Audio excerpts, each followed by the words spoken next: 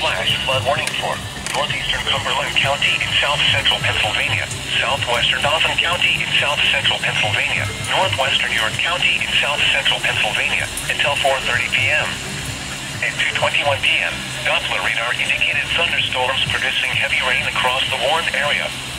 Between 2 and 3 inches of rain have fallen. Flash flooding is ongoing or expected to begin shortly. Hazard: flash flooding caused by thunderstorms. Source: radar.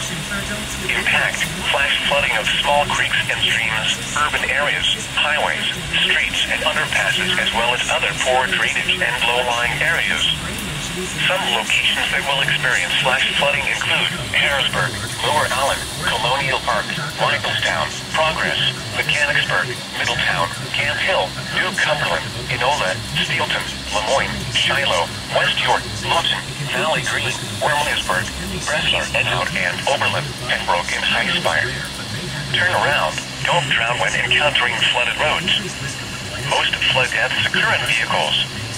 Repeating, a flash flood warning has been issued until 4:30 p.m. for the following counties: Cumberland, Dauphin, and York.